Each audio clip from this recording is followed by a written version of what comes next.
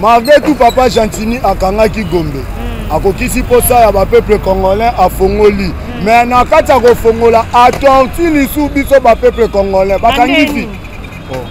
Tolia rapi. Na vide. Basalini. To banana na yo, na likamba maladi na famille na na kufi. Biso tout toza ba kinois. Toza na droit ya ko vivre na mboko à l'aise. To fota fachi. Mama nana mingo alobate pona na kanda mboko ya. To luka pona passe. Bako kanga biso biloko to vandi to sali 3 mois. Mibali misale ezate to kolesa bana ndenge. To ba ba kanga biso biloko to sali. Bana ba koma biso ba kuna na ba fazer.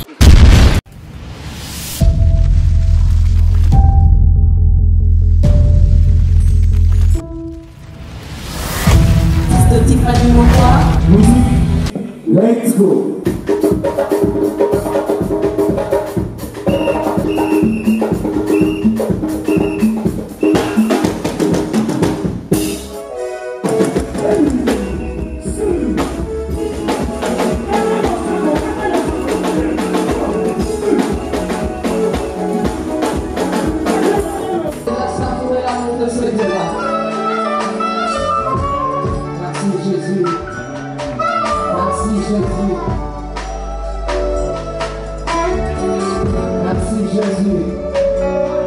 Nadina senga papa Gentini place aza bambote na ye ebele po akokisi posa ya peuple congolais malgré tout a torture biso lisusu na temps oyo akangaki vili mais eloko na oloba mingi eza mpona ministre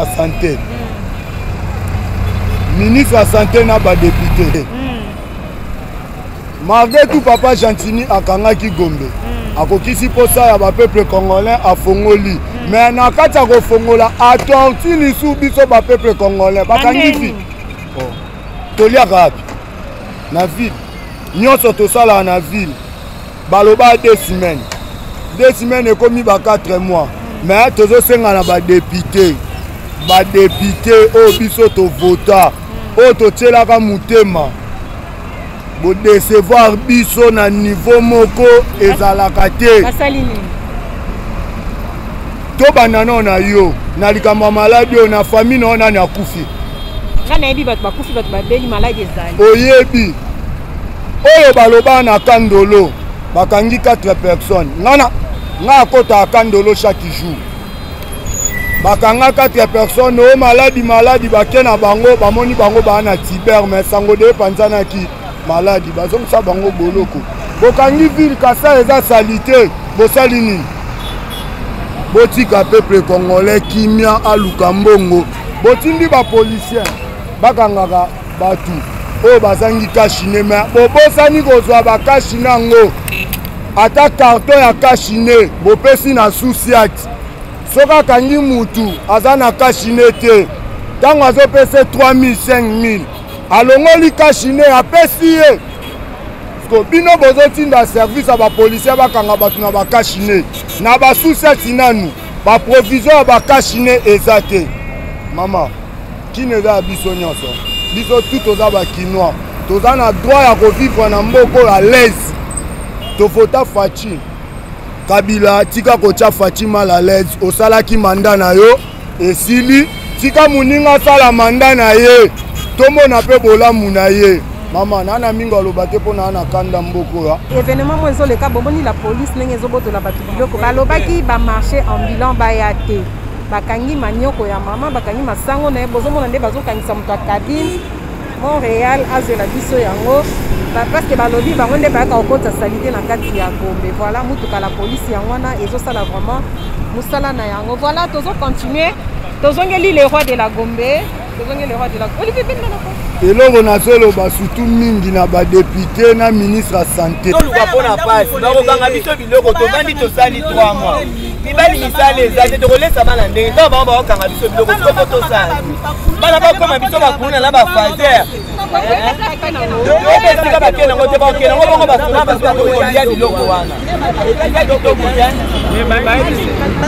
bakangi biso biloko bakangi masango bakangi biloko bakangi mama bakangi bakoko bakena balobaki ke boya koteka te ndenge balobaki kisalele ezongi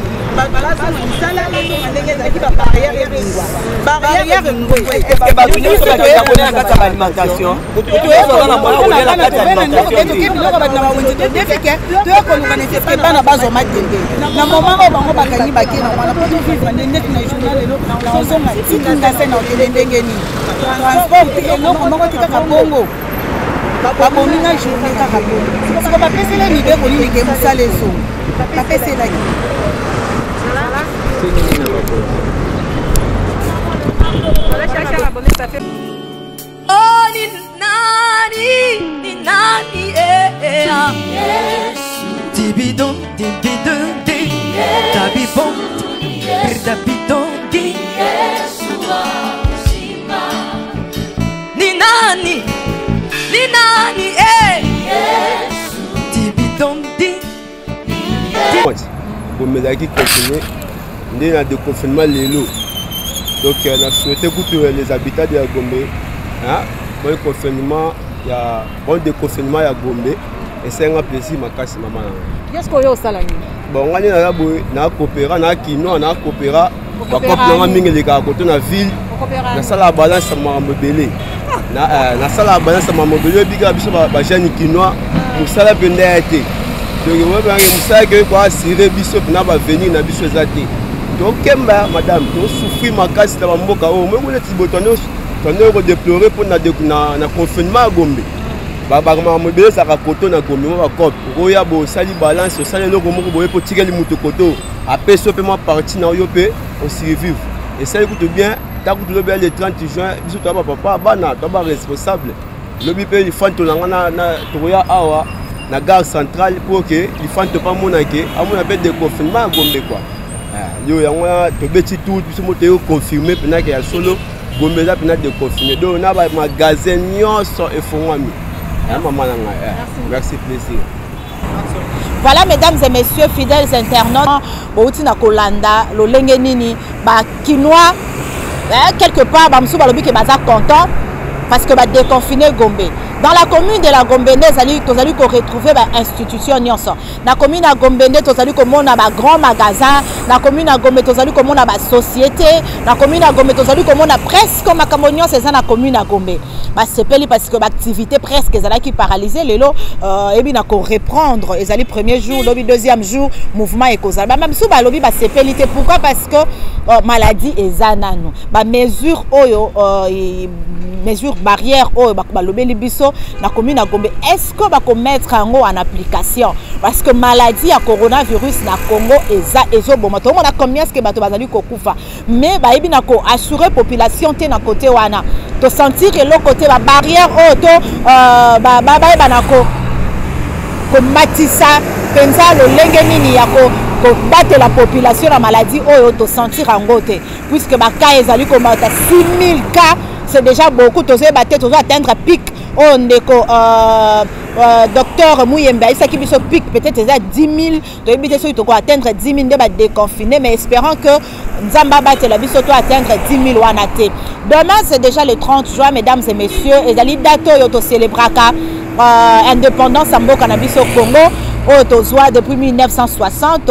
Otopesaka longonia na bato babunda basala bazwa lutte de sorte que basala lutte voilà de sorte que tozwa indépendance na bongo tozali komona ndeko Patrice Emery Lumumba la ba coéquipier na ye.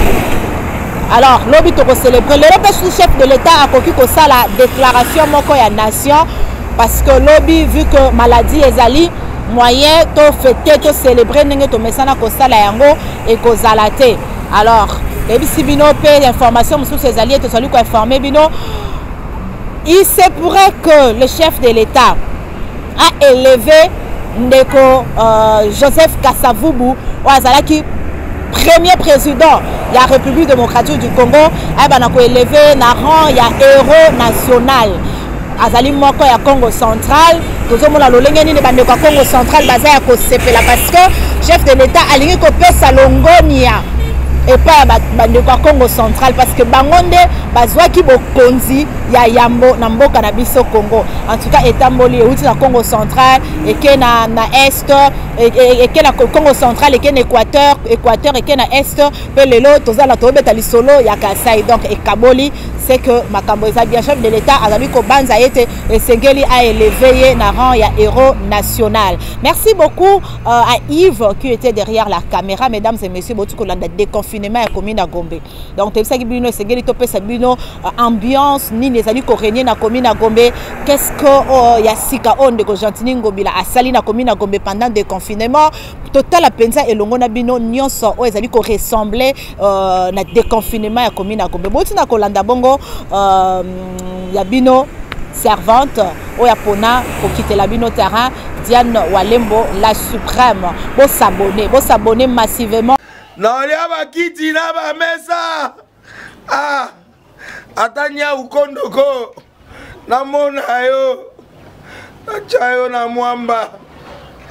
La minito na kata bena katikata saki ya fufu. Oui. Allô, est-ce que tu bonjour. Boni. Et l'autre côté, et puis qu'il y a mon bureau à travailler tes micros. Donc dès que tu as un galère à niveau 0. Tout ça là, boy. Moi, il y a un bon vraiment mingité. Mais nazo chez la bino, moi mon tio naza nango, na agence mon boy Nazareta. Sarita qui dit sérieux. Oh. Maman, comment des bons donc yo pèse au fouti mbongo kuna partir à poto biso to ya to jibilo. Na bengi ya Scotty. Agence moi ifonga mi comme nango Nazareta. Na kufie. Agence lisusu. Naka sa su mulongo kuna. Pendant que là su. Kuna iza mamba mulongo te. Ye si afuti mbongo kuna partir à poto biso tozo ke ko récupérer biloko oli. Ah tika boyeko. Yeso mona makama bongo na monte. Bat papa si mbongo kuna biloko ke récupérer biloko oli na agence. Ezalaka. Mais yango bandi. Maman. Leki nanga yebisi ngai mena ndimite. Na lingi na mona ki mona beso. Poli kamba boye. Na monde na ne salamate. Maman yebisa ngai. Bapesi mbongo kuna biso to récupérer biloko kolia awa. Ya solo boutique Nazareta ezali boutique où ezali à distribution de produits alimentaires. Ah! Na sali poto sunga bandeko oyo même ba oyo bazana na peu de ressources comme la boîte bandeko bazana niveau à Kinshasa même avec un petit rien. Donc à partir à $10, $15. Donc si vous avez un bon côté, nous devons la poto ko sunga yo a uzika biloko kolia. Eh maman Nazareta nzamba pambola ya bakise mikole belé awa na sena mokili. Et bon awa tozawa poto yeba adresse awa. La boutique Nazareta est ici à Kubungate, toza sur avenue Monkoto numéro 1, direction Elengesa. Face à face na église catholique Saint-Vincent. Ah, direction Elengesa, Monkoto numéro 1, à face de l'église catholique Saint-Vincent. Ah, Saint-Vincent d'école. Bon numéro de téléphone, vous avez monté déjà, vous avez on a 3 numéros pour Paris, vous avez un numéro pour la Suisse, vous avez un numéro pour la Suisse. Ah! Non. Nazareta. Nous allons la Congo ici. Julia, nous allons kangisa kia fufu. Il y a modé, il y a na fufu. Oui, pour la Nazareta, dans un système en bimbi, dans Bongo Shingo. Bon, ok. Vous allez sérieux. Sarita qui dit sérieux.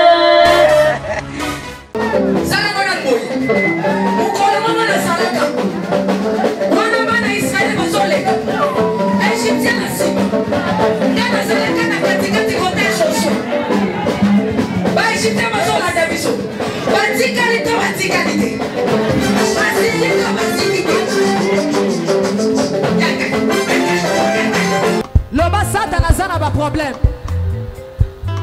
Oh asimbi kisi. Asimbi kisi. Eli kambwa kisi te yo peke ndo luka kisi na osala nini? Oh simba.